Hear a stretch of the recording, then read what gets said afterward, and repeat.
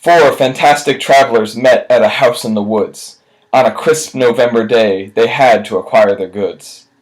For the day of thanks, these goods were a must, and for the blood of the turkey, they all had lust. Their journey would lead them to a den amongst the trees, where they would go to obtain the turkey of their needs.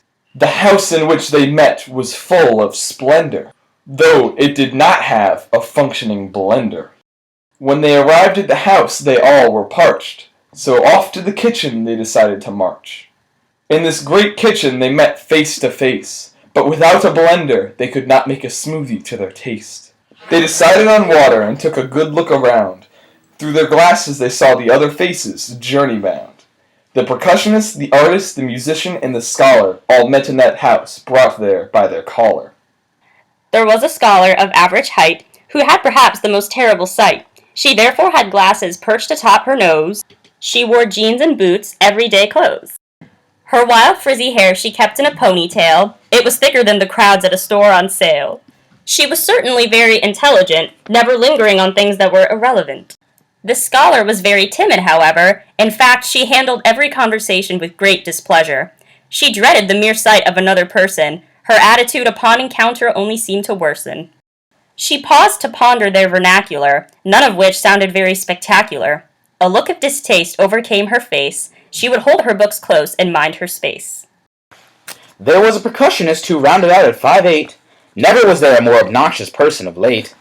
All he did was drum his fingers to the beat in his head. He practiced so much it even ceased his sleep in bed.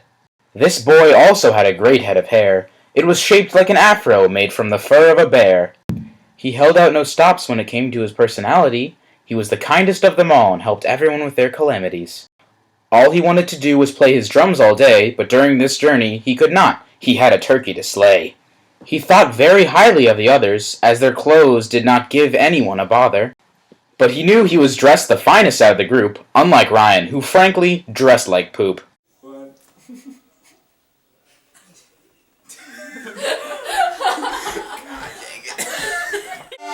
There was also a musician at the table, who played music whenever he was able. His manner of dress was a little plain, but was better than Harry's, who looked rather lame. He wore jeans and a t-shirt almost everywhere, and a band hoodie if of cold he was aware. He had flaming red hair that was as bright as the sun. It was wild and messy, as if through it a comb had never run. He was in 8 different musical groups at his school, and a couple on the side that he thought were cool. There were many instruments that he did toot, from piano to bass to even the flute. His emotions, it seemed, were rather lacking. He wouldn't respond even if given a good whacking. Even so, he had many good friends, like in the default group who he would work with to the end. There was an artist of rather eccentric tastes, who tended to be covered in an assortment of pastes. She dressed in a manner rather strange from the rest. Covered in colors was when she felt at her best. She covered her dark eyes with circles of colors. She may have been less together than most of the others. Her papers were a mess, she was covered in her work. Under her fingernails lay paint caked in murk. It was clear to anyone that she did not get enough sleep, and many a paper she was seldom to keep. She could not retain a pencil to save her life, known to rarely track the location of her X-Acto knife. Far too often she would be found working furiously for hours at a time, lost in her work and awakened by the 5 o'clock chime. Then off to the wardrobe to gather a motley of clothes, and she left her home covered in ink from her head to her toes. Their host, who had a curious, strange tone of voice, gave out instructions which he did not try to foist. I just give up. Story I require, and a plot as if from a movie. For this I will give you a perfect blender for your smoothies. Each story must include at least a lesson and a plot. But in order to win, you must give it all you've got. I, the man on the laptop, will be your judge. And if I like your story best, I will award you some fudge. You will all tell no more than one story each. And in those stories there'll be one more to teach. On the hunt for your turkeys, you'll each tell your tale, and one of you must carry me, or no one will prevail. I will randomly choose who must speak first, but letting you four choose is a decision at its worst. Take a few moments to gather your thoughts within. I choose the artist to start start your tale and begin. The artist opened her mouth, and out popped a colorful tale of wonder, splendor, and lots of loud wails. My story shall begin in a place of ice and snow, where the northern wind never ceases to blow. There was a young traveler by the name of Bartholomew. As his real name was extremely long, this name would do. He had traveled far and wide to many distant lands. Now an adventure to Canada consumed his plans. He resided in a house in the English north. Of his siblings he was certainly the fourth. He was a man of average stature, and on his local rugby team he was the catcher. He was a kind man, polite and good-mannered to all, and his favorite season of all was fall. But for all his kindness, he did have a flaw. He was the most disorganized man you ever saw. It was a sad thing for him to be so disorderly, because although he loved to travel, his plans were messed up normally. It was on this day in late December that he got his passport with legal tender. As he got on the plane, bound for Canadian land, he thought he had his passport in his hand. He was extremely tired, and fell to sleep fast. When he rose from his slumber, he saw Canada at last!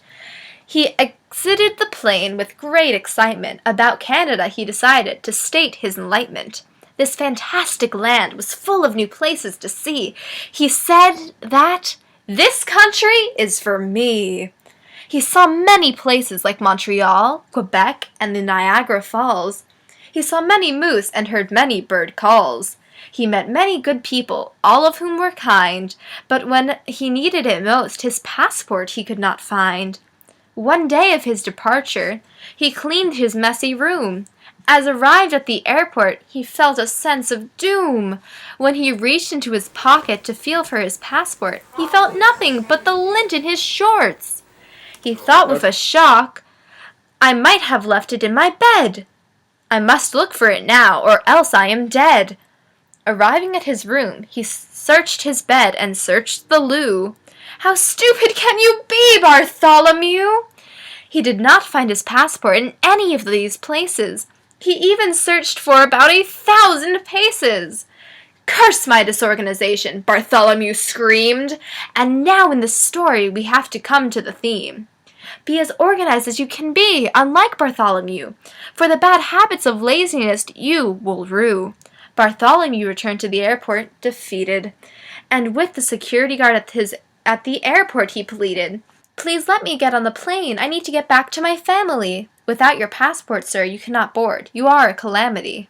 In his defeat and shame, he stuck his hand in his other pocket and found the passport. His feelings did rocket. Now that is my tale. Concluded the Now artist. let's hear a story from the one who is smartest.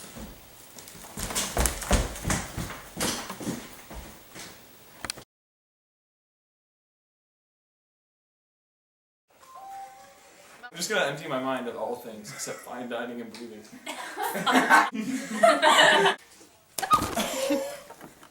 How do I even turn off the camera? Alright, look at the rip that I made from Four that hits one last scene. and I ripped it in half. Ow. Oh no, Harry got on the plane while you were laughing at turbulence. Wait, what? I'm so sorry! Ryan is about to mutiny right now. Oh my god. Jesus, Ryan. He got poop on his shoes.